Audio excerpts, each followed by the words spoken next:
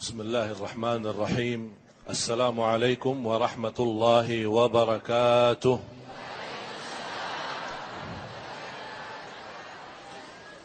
الحمد لله رب العالمين، والصلاة والسلام على أشرف الأنبياء والمرسلين وعلى آله وصحبه ومن تبعهم بإحسان إلى يوم الدين. سبحانك لا علم لنا إلا ما علمتنا إنك أنت العليم الحكيم. Para alim ulama, para habaib, para kiai, para asatiz, jamaah muslimin muslimat, mu'minin mu'minat, Allah subhanahu wa ta'ala menciptakan mati dan hidup untuk ujian. Dunia berarti tidak terlepas daripada ujian. Kalau ada yang ingin hidup tanpa diuji, insya-Allah kalau sudah di surga. Kalau masih di dunia, jangan harap tidak ada ujian. Rasul kita sallallahu alaihi wasallam bersabda, "Yubtala al-mu'min bihasabi imanih." Setiap orang mukmin diuji sesuai keimanannya. Semakin tinggi imannya, semakin tinggi ujiannya. Sampai orang-orang mukmin berjalan hasil menghadapi ujian, dia berjalan di muka bumi sudah bersih daripada dosa dan maksiat. Setinggi-tinggi orang yang diuji siapa? Setinggi-tinggi orang yang diuji siapa? Para Nabi dan Rasul. Para Nabi imannya lebih kuat dari kita enggak? Semakin tinggi dan kuat imannya, semakin tinggi dan kuat ujiannya. A'udzu billahi minasy syaithanir rajim. Bismillahirrahmanirrahim. تبارك الذي بيده الملك وهو على كل شيء قدير الذي خلق الموت والحياة ليبلوكم أيكم أحسن عملا وهو العزيز الغفور. Inti daripada ujian, siapa yang terbaik antaramu sebaik-baik amal. والمعنى من الابتلاء استخلاص الدعاء. Inti daripada ujian untuk membiasakan diri bermunajat, menadu kepada Allah Subhanahu wa taala. Sebagaimana Nabi Yaqub begitu proses panjang ujiannya, pertama kehilangan anaknya, belum lagi terjadi fitnah di antara anaknya sendiri, berita terbunuh anaknya, banyak yang dihadapi oleh Nabi Yaqub. Tapi beliau masih memiliki keyakinan yang luar biasa terhadap Allah. Oleh kerana itu Allah gambarkan bagaimana tulus dan ikhlas doa kita kepada Allah Subhanahu wa taala, apalagi di saat ujian. Qala innama ashku bathi wa huzni ila Allah wa a'lamu min Allah ma la ta'lamun. Aku hanya menadu kepada Allah Subhanahu wa taala, walaupun takdir itu takdir Allah, atas hendak Allah Subhanahu wa taala, tapi kita sebagai manusia masih memiliki ikhtiar. Tidak ada yang berkata enak-enak dosa, ya buat apa saya terpaksa, memang Allah takdirkan. Orang yang tidak pernah jemput hidayah dan tidak pernah cari ridha Allah, tidak pernah mencintai masjid, jangan harap masjid yang datang mencari kita. وَمَا تَشَاءُونَ إِلَّا أَن يَشَاءَ اللَّهُ إِنَّ Allah kana aliman hakima. Allah Subhanahu wa taala lebih mengetahui apa yang terbaik untuk kita. Saya pernah bertemu dengan seorang, saya ajak salat. Waktu salat, dia lagi sibuk jual nasi goreng atau bakso, makanan, mutar-mutar dari gang ke gang dan kampung ke kampung, di perjalanan dari pagi sampai sore. Saya mengajak waktu salat, ayo salat dulu, baru lanjut, biar rezekinya berkah. Dia berbagai alasan. Baju saya kotor, saya belum siap, dan ini, alasan itu. Doakan, doakan. Saya bilang, saya doakan buat apa? Kamu minta apa doanya? Biar berkah rezeki.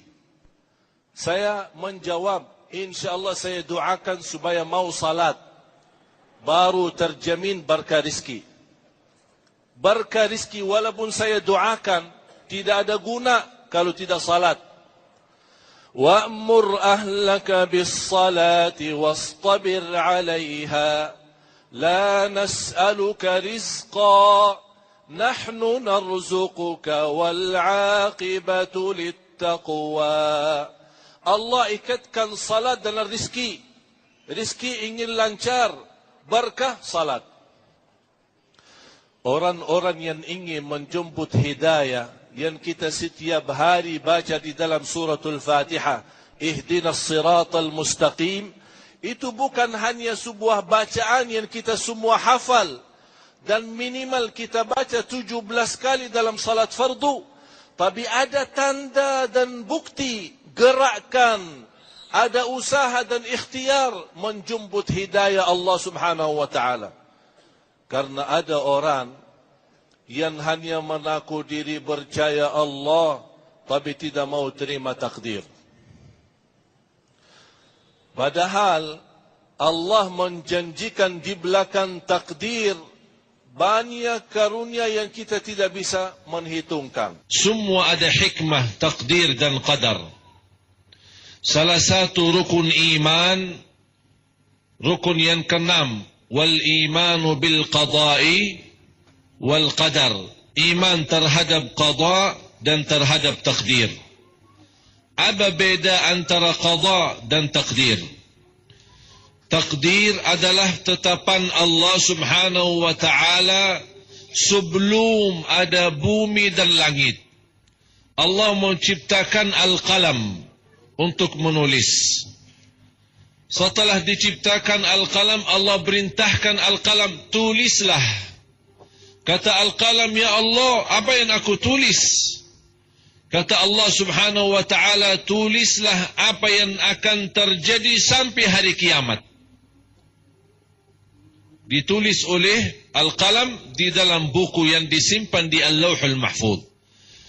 Di riwayat Imam Muslim, kejadian itu, tulisan takdir itu sebelum ada bumi dan langit 50.000 tahun.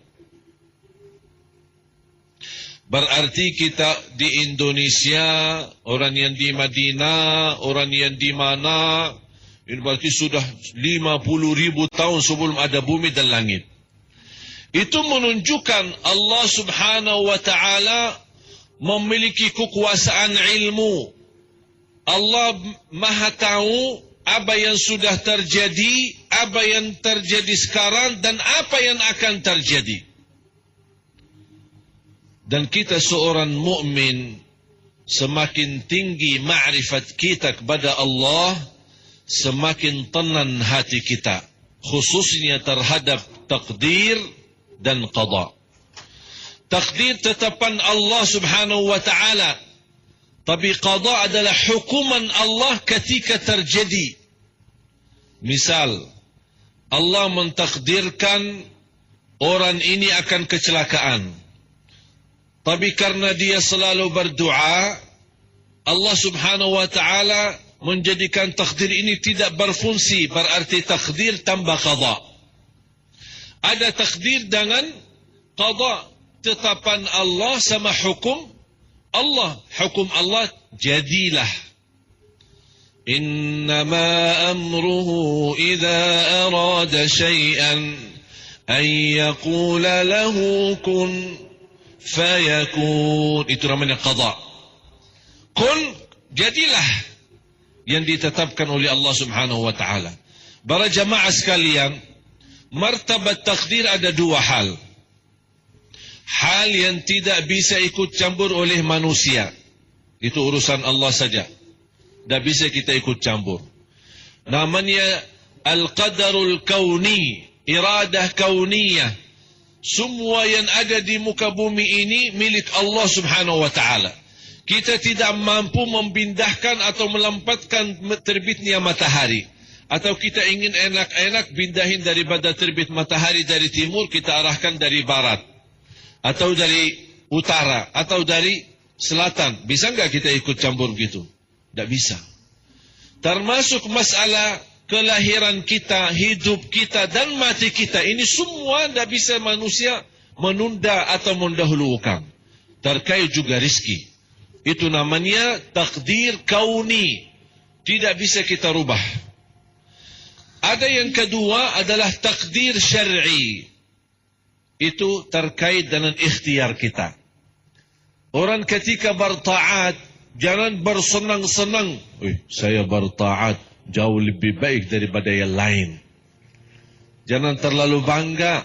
Karena yang memberikan kemudahan bisa bertaat. Siapa? Allah. Yang memberikan kita bisa bangun tahajud malam hari. Siapa?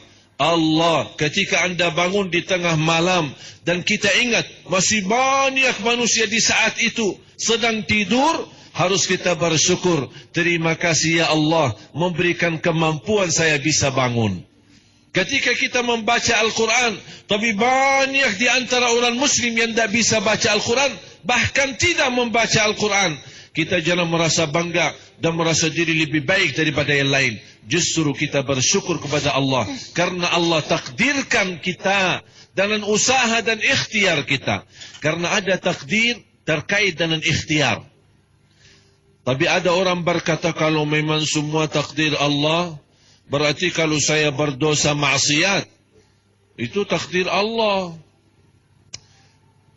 Bapak Ibu, Allah Maha Adil tidak? Allah adil tidak? Yakin tidak? Kalau Allah memaksa kita untuk berlaku dosa maksiat, kalau Allah maksa kita berlaku dosa maksiat, apakah Allah akan siksa kita? Tak mungkin Allah siksa, karena Allah yang maksa kita dosa. Masa Allah Subhanahu wa ta'ala mau berikan azab? Tapi karena itu kembali kepada ikhtiar kita. Mengapa manusia ketika berdosa maksiat, dia berkata Allah takdirkan.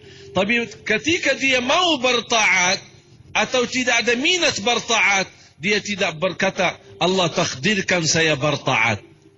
Mengapa ketika kita bertaat dan semangat bertaat, menjaga salat 5 waktu, membaca Al-Quran, dan kita ingat Allah menggerakkan kita untuk bertaat kepada Allah. Ada seorang di zaman Umar bin Khattab radhiyallahu an, maling ditangkap, mencuri, mau diletakkan hukum Allah Subhanahu wa ta'ala. Di zaman Sayyidina Umar bin Khattab tegas. Kalau ada hukumannya tegas. Orang maling dipotong tangannya. Dan dia ngaku mencuri.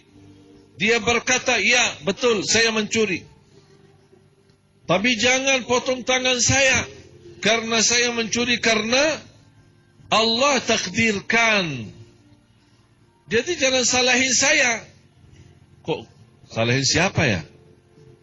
Masa kita mau bilang salahin Allah Subhanahu wa ta'ala? Kata Umar bin Khattab radhiyallahu an, saya juga beriman terhadap takdir. Dan saya memotong tanganmu karena Allah takdirkan saya untuk memotong tanganmu. Jadi jangan menjadikan alasan kita berdosa dan maksiat. Mengapa orang-orang ketika masalah rizki, dia mau keluar, berusaha, bekerja keras.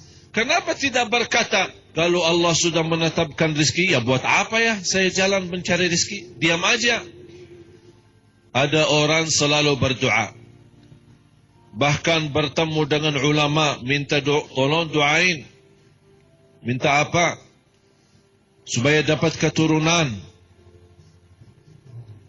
Doanya itu aja. Ya Allah, berilah kepada saya keturunan. Ya Allah, berikan kepada saya keturunan anak salih salihah. Akhirnya ditanya sama ulama, Iman, inti sudah berapa lama nikah sambil tidak punya keturunan? Saya belum nikah. Apakah boleh seperti itu? Takdir itu bukan sesuatu yang kita bodohi. Oh ini, saya bisa dapat anak tambah menikah. Atau saya bisa mendapatkan rezeki tanpa berikhtiar dan berusaha. Tidak bisa. Oleh karena itu ada takdir yang mesti disertai dengan usaha dan ikhtiar. Allah takdirkan kita orang salih karena kita ingin jadi orang salih. Allah takdirkan kita mau berdosa maksiat karena kita yang mau berdosa maksiat. Masih ikuti hawa nafsu. Tapi ketika kita tegas terhadap diri hawa nafsu kita kendali hawa nafsu kita. Ketika ada dosa maksiat, kita ingat kebesaran Allah. Di situ kita tahu Allah memang takdirkan, tapi Allah rubahkan takdir itu karena kita tidak mau berdosa agar mendapatkan murka Allah. Tapi kita ingin lebih baik. Termasuk juga bertaat. Iyyaka na'budu wa iyyaka nasta'in. Tidak sempurna ibadah kami ya Allah, kecuali pertolongan darimu ya Allah. A'udzu billahi minasyaitonir rajim. Bismillahirrahmanirrahim. قل اللهم مالك الملك تؤتي الملك من تشاء وتنزع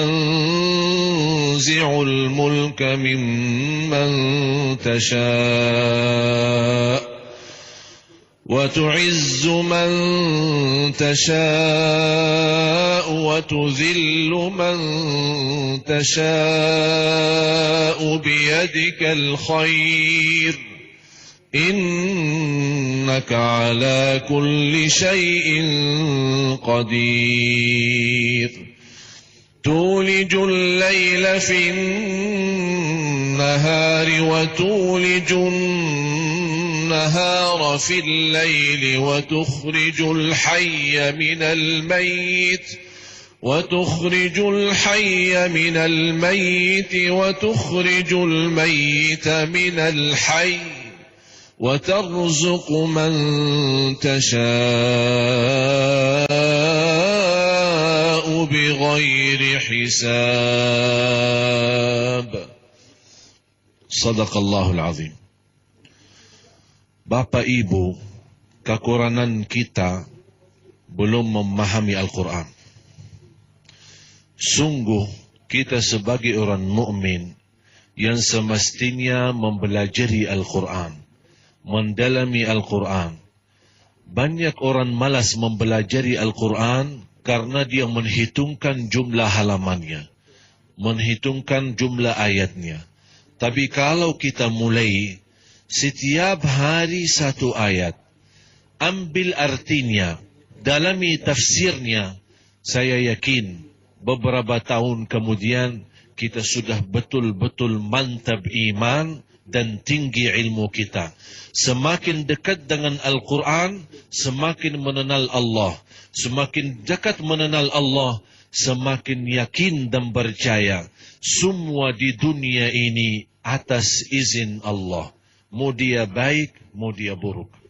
Rasul kita sallallahu alaihi wasallam bersabda, "Ajaban li amril mu'min." Ada satu sifat kelebihan orang mukmin. Sampai Rasulullah SAW kagumi kelebihan itu. Heran luar biasa seorang mukmin itu. Ajaban li amril mu'min. Inna amrahu kullahu khair. Segala urusannya, apa yang dihadapinya bagi orang mukmin selalu baik. Apa dasarnya seluruh sesuatu yang dihadapi oleh mukmin itu selalu baik? Rasulullah SAW menggambarkan karena ada dua hal. Yang pertama, In asabathu sarra'a syakar fakana khairan lah. Setiap dia mendapatkan kenikmatan, kebahagiaan, berita gembira, hal-hal yang baik, dia selalu bersyukur. Wa in asabathu dharra'a sabar. Ketika diuji, ada kena mudarat, ada kena musibah, ada hal-hal yang tidak diinginkan, dia selalu sabar. Dan dua hal ini, kata Rasulullah, tidak bisa dimiliki selain orang beriman. Khususnya di antara sifat imannya adalah iman kepada rukun yang keenam. Al-imanu bil qada'i wal qadar. Iman terhadap takdir dan qada.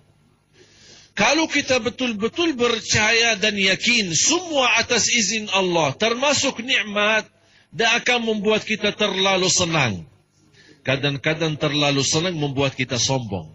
Tapi kalau orang mukmin dia tahu, bukan karena kelebihan saya, bukan karena anak buah saya yang banyak, bukan karena ahli dan staf-staf saya, ada ahli ekonomi, ada ahli apa, mereka karena kelebihan mereka, ada yang tamatan Amerika, ada yang tamatan Inggris. Karena adanya mereka ini, saya bisa menjadi orang yang hebat. Dia lupa, ini semua Allah takdirkan dan menghantarkan makhluk-makhluk ini menjadi mereka membantu dia supaya menjadi orang kaya, menjadi orang penduduk tinggi, atau menjadi orang pejabat, atau menjadi orang sesuatu. Ini semua kalau kita percaya takdir dan qada, pasti kita bersyukur karena Allah takdirkan kebahagiaan ini bukan karena kelebihan saya, bukan karena Allah terlalu cinta sama saya, tapi Allah subhanahu wa ta'ala memberikan itu karena ada hikmah di belakangnya. Sebaliknya, ketika ada seorang yang diuji dengan musibah, jangan anda merasa Allah benci sama saya, Allah tidak senang sama saya, mengapa saya diuji seperti ini? Sebenarnya jamaah sekalian, kalau kita sudah mulai berkata mengapa Allah seperti ini bersama saya, tolong periksa imannya. Periksa imannya karena tidak pantas kita berkata mengapa Allah subhanahu wa ta'ala buat saya seperti ini. Yang aku heran ketika manusia senang, sudah dapat lancar usaha, dia tidak pernah berkata, mengapa Allah jadikan saya kaya? Tapi pasti lagi pusing, stres, mengapa Allah jadikan saya stres? Heran kunjung manusia, aneh kan manusia? Ketika senang-senang lupa sama Allah. Ketika susah-susah, mengapa Allah sama saya seperti ini? La yus'alu amma yaf'alu wa hum yus'alun. Tidak boleh bertanya kenapa Allah seperti ini. Tapi yang kita harus menyiapkan berjawabannya di hadapan Allah di dunia maupun di akhirat. Sebagaimana bersabda Rasulullah sallallahu alaihi wasallam di hadis yang diriwayatkan Imam Bukhari, يبتلى المؤمن بحسب إيمانه فإن كان في دينه شدة شد عليه وإن كان في دينه رخاوة خفف عنه ولا يزال البلاء بالمؤمن حتى يمشي على الأرض وليس عليه خطيئة. Rasulullah SAW menggambarkan orang yang teruji, semakin tinggi iman, semakin berat ujian. Tapi saya yakin jamaah sekalian belum ada yang teruji sebagaimana Rasulullah SAW. Pertanyaan saya, apakah ada di antara jamaah sekalian ketika lagi sujud, dibuang di atas kepalanya kotoran unta? Ada? Belum kan? Berarti belum diuji. Karena Rasulullah saja yang namanya Rasul mampu mengangkat tangan berdoa untuk menghancurkan musuhnya, tapi bersabar. Sujud di hadapan Ka'bah, datang musuhnya membuang kotoran sampah di atas kepalanya Rasulullah SAW. Begitu luar biasa yang diajarkan oleh Nabi kita Nabi Muhammad SAW supaya menjadi umat yang sabar. Dan sabar, sering saya menerima pertanyaan, iman ada batas? Tidak ada batas sabar. Kalau saya berkata sabar, terus kalau selain sabar, bersabarlah. Itu selain sabar. يا أيها الذين آمنوا اصبروا وصابروا ورابطوا واتقوا الله لعلكم تفلحون من الخوف والجوع ونقص من الأموال والأنفس والثمرات وبشر الصابرين الذين إذا أصابتهم مصيبة قالوا إنا لله وإنا إليه راجعون أولئك عليهم صلوات من ربهم ورحمة وأولئك هم المهتدون.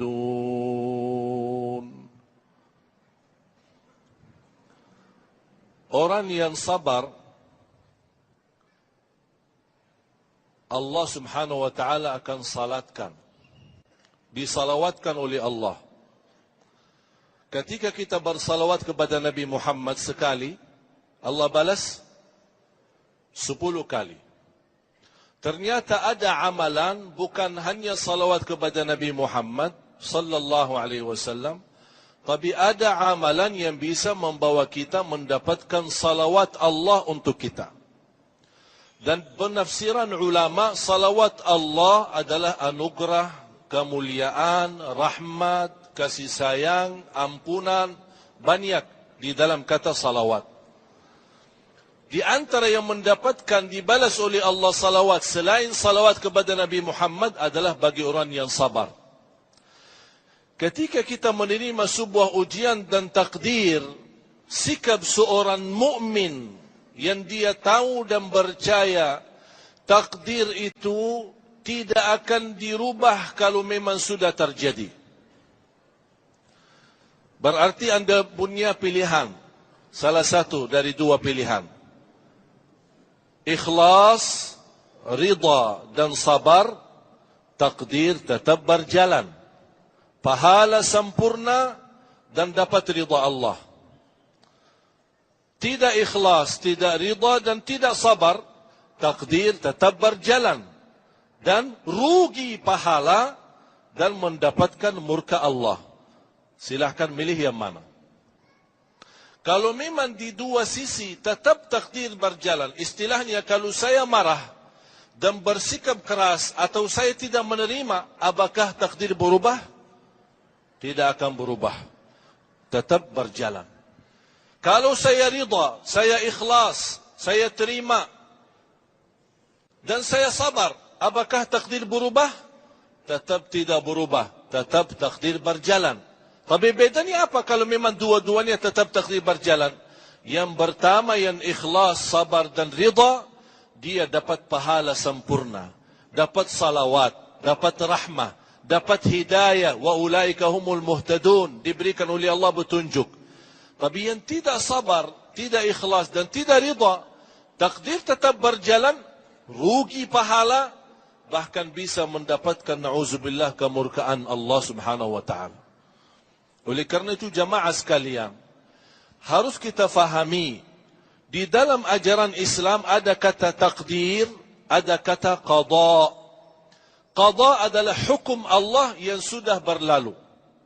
Terjadi sesuatu musibah, kalau sudah terlihat musibah dan kita sendiri merasakan dan menghadapinya, itu sudah dari takdir menjadi qada.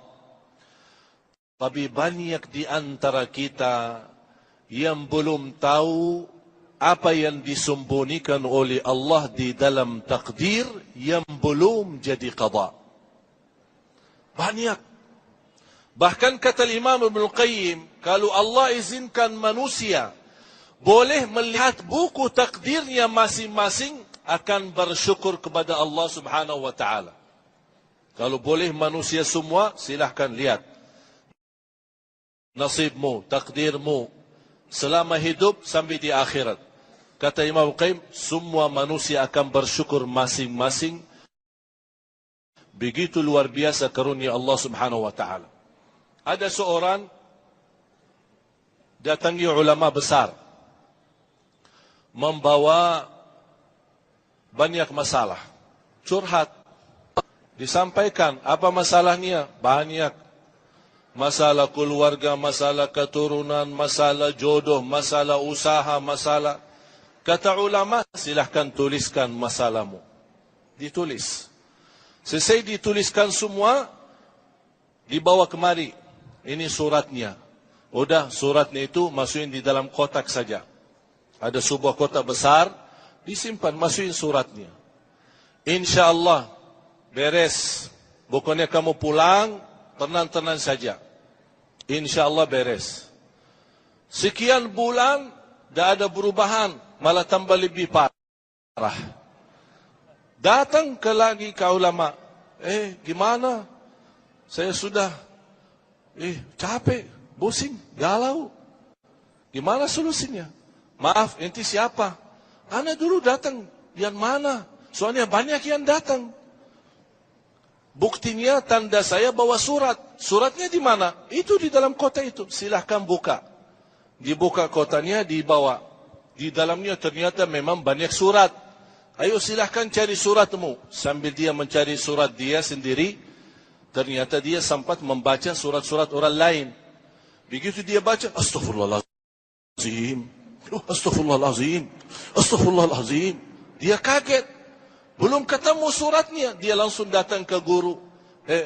Cukup saya terima takdirku aja daripada membaca bacaan orang lain. Ternyata orang lain lebih parah. Makanya terima apa adanya, nikmati apa adanya. Sungguh Allah Subhanahu wa taala Maha baik dan Maha adil. Tak ada orang yang teruji di luar batasnya yang tidak mampu dia hadapi. Asal sikap kita baik, ucapan pun baik, ada janji Allah Subhanahu wa taala untuk kita. Apa janji Allah? Asaba min musibatin fil ardi wala fi anfusikum illa fi kitabin min qabli an nabra'aha. إن ذلك على الله يسير لكي لا تحزنوا على ما فاتكم ولا تفرحوا بما آتاكم والله لا يحب كل مختال فخور. Jamaah sekalian yang dimuliakan Allah Subhanahu wa taala, semua takdir sudah tertulis bukan sebelum ada manusia lagi, sebelum ada apa-apa di dunia ini. 500 tahun sebelum ada bumi dan langit, bahkan sebelum ada makhluk pun.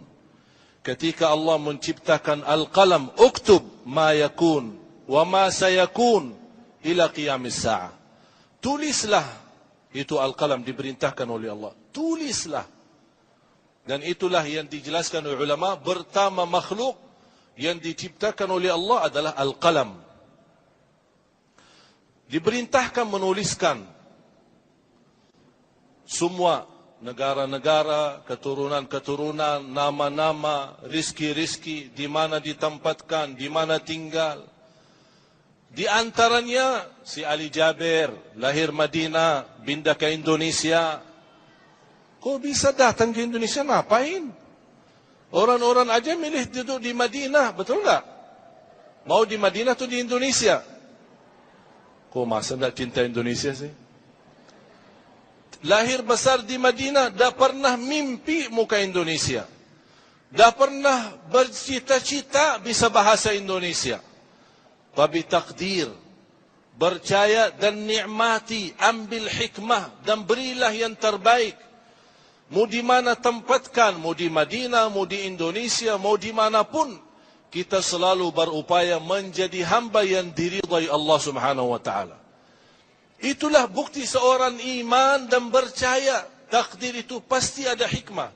Walaupun awal-awalnya merasa merindukan Madinah, sedih menjauh dari Madinah, yang biasa lahir besar, lingkungannya Masjid Nabawi, nikmati.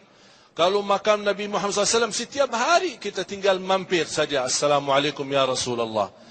Para sahabat, lebih dari 10,000 sahabat Rasul ada di Baqi'. Sekarang sudah jauh menjadi seperti jamaah. Sekali-kali setahun kalau dapat syukur umrah, bisa ke sana. Mudah-mudahan yang belum umrah dimurahkan rezekinya bisa umrah ke Tanah Suci. Dan insyaAllah bisa haji ke Tanah Suci. Mudah-mudahan semua, kalau sudah saatnya, pasti bagi Allah, sebagaimana Allah gambarkan, inna dhalika ala Allah yasir. Masalah tertulis takdir itu bagi Allah sangat mudah. Apa janji Allah? Ini penasaran kan? Apa janji Allah? Itulah bersabda Rasulullah SAW di hadis yang sahih. Ketika seorang ditimpa musibah, Allah subhanahu wa ta'ala bertanya kepada malaikahnya, Madza qala abdi? Apa kata hambaku? Dan Allah tahu dan maha mengetahui apa yang diucapkan oleh hamba.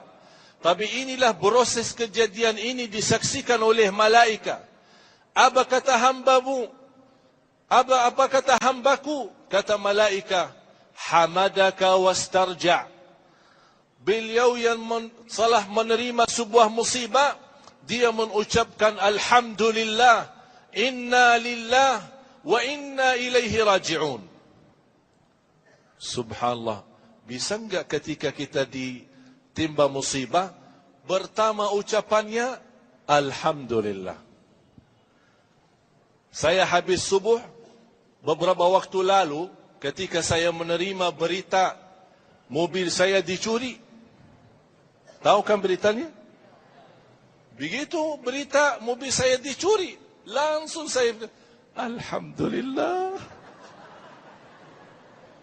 inna lillah wa inna ilaihi raji'un. Subhanallah, begitu membiasakan diri, langsung tenang hatinya. Tak pernah saya bahas mobil itu, tak pernah saya fikirkan. Malah banyak jamaah yang suka telefon, gimana, udah ketemu mobilnya?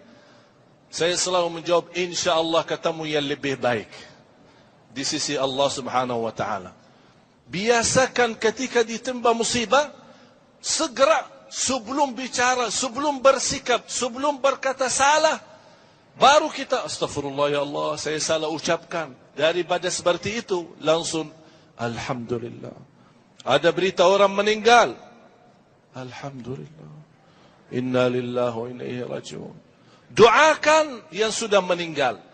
Tapi jangan namuk, jangan marah, sambil nangis-nangis, berteriak-teriak. Tidak akan merubah takdir. Dan orang yang sudah mati tidak akan kembali hidup. Tapi kita dapat dimurkai Allah karena kita bersikap yang tidak baik. Tapi apa yang dibalas oleh Allah bagi orang yang mampu menghadapi musibah dengan ucapan alhamdulillah, inna lillahi wa inna ilaihi raji'un. Qala Allah, ibnu li'abdi baitan fil jannah wa sammuhu baital hamd.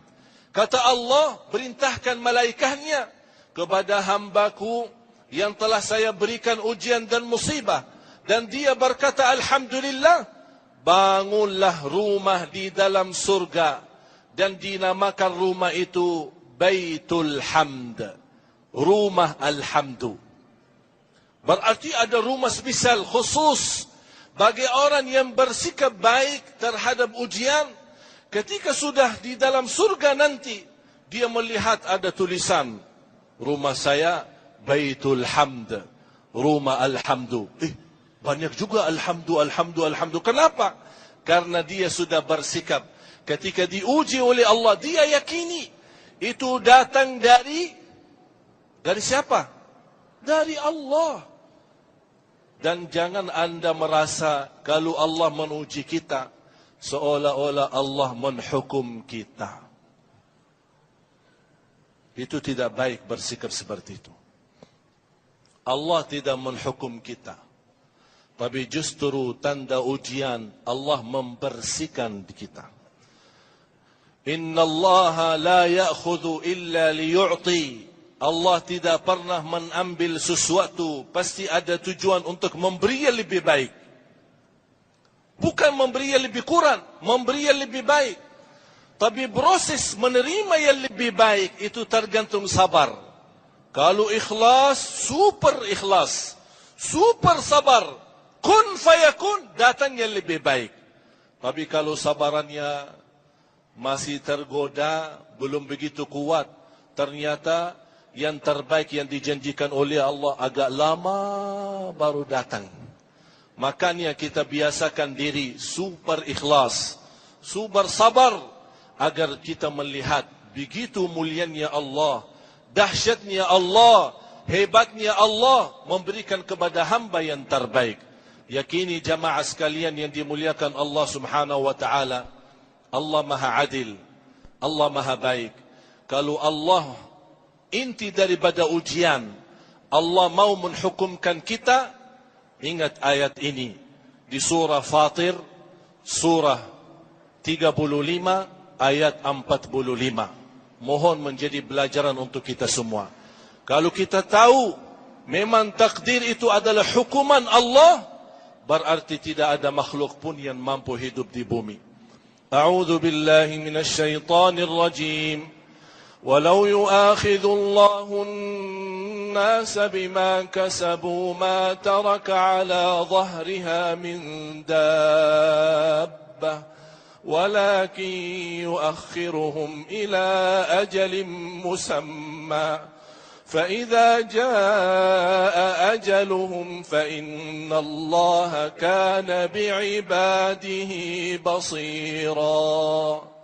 Mohon jamaah sekalian, nanti buka Al-Quran surah 35 ayat 45, supaya kita tahu kalau memang Allah menghukumkan kita atas salah dan dosa kita, tidak ada yang mampu hidup di muka bumi. Para jamaah sekalian yang dimuliakan Allah Subhanahu wa taala, kita seorang mukmin, kita tahu adanya di dunia ini semua ada tujuan. Bahkan takdir tidak keluar dari 3 poin. Ada takdir umuran, sejak kita lahir sampai wafat. Apa isinya, apa namanya, siapa namanya, turunan mana, apa ini semua, termasuk rezeki. Kemudian apakah bahagia atau sengsara. Ini namanya takdir umur. Sepanjang umur kita sudah ditetapkan oleh Allah. Yang kedua, takdir tahunan. Itu setiap ditentukan di Lailatul Qadar. Diambil dari takdir umuran itu. Yang sudah ditetapkan oleh Allah di Lauhul Mahfuz. Turunnya di tahun itu. Inna anzalnahu fi lailatin mubarakatin inna kunna munzirin fiha yufraqu kullu amrin hakim. Di surah Ad-Dukhan Allah gambarkan setiap malam Lailatul Qadar Allah mentakdirkan apa yang akan terbuat di tahun ini. Tahun ini Bapak Ibu haji, tahun ini umrah, tahun ini beli rumah, tahun ini dapat anak, tahun ini anaknya menghafal Al-Quran, itu namanya tahunan. Ada takdir harian, kullu yawmin huwa fi sya'an. Kita akan baca, yas'aluhu man fis samawati wal ardi kulla yawmin huwa fi sya'an. Setiap hari Allah Subhanahu wa ta'ala punya urusan. Ampuni orang itu, Allah maafkan orang itu, Allah lancarkan usaha ini, Allah sembuhkan sakit orang itu, Allah Subhanahu wa ta'ala menerima taubat orang ini. Ini semua sehari-hari. Berarti setiap hari Allah Subhanahu wa ta'ala punya urusan sama hamba-hambanya. Orang yang berdoa diterima doanya, orang yang akan menghadapi musibah karena sering berdoa, Allah menunda musibahnya, orang yang beristighfar diampuni dosanya. Subhanallah, itulah hari-hari kemuliaan Allah kepada hamba-hambanya. Tapi kita tidak tahu. Di antara hari-harinya, ketika kita lagi i'tikaf, apalagi di 10 malam akhir, ketika kita berdoa saat buka puasa, termasuk doa makbul, sampai Rasulullah SAW bersabda, tidak akan ditolak doa kita saat buka puasa. Daripada sibuk cari makanan apa isinya, dan kota-kota beda warna, walaupun isinya sama, tapi melek matanya mau lihat apa isinya. Jangan difikirin itu. Yang difikirkan bagaimana kita memanfaatkan doa di saat buka puasa karena terkabul. Kita tidak tahu bagaimana cara Allah proses mengkabulkan doa. Tapi yakini jamaah sekalian, di antaranya Allah kabulkan doa kita, tapi Allah subhanahu wa ta'ala tidak memberitahu. Tak mungkin Allah kasih tahu, saya sudah terima doamu. Tapi yang jelas, Allah menerima doa. Sampai kata Rasul, tidak ditolak, diterima doa. Berarti kalau Rasul berkata, percaya enggak? Percaya, 100% makbul. Tapi ada proses. Oleh karena itu jamaah sekalian, mari kita sama-sama. Jangan terlalu banyak mendalami ilmu takdir, karena kita tidak akan bisa tahu rahasianya. Ini salah satu rahasia Allah. Tapi harus kita menanamkan kepercayaan kita kepada Allah. Dan kita yakin, apapun yang diberikan oleh Allah, pasti ada hikmahnya dan ada baiknya. Allah Maha Adil.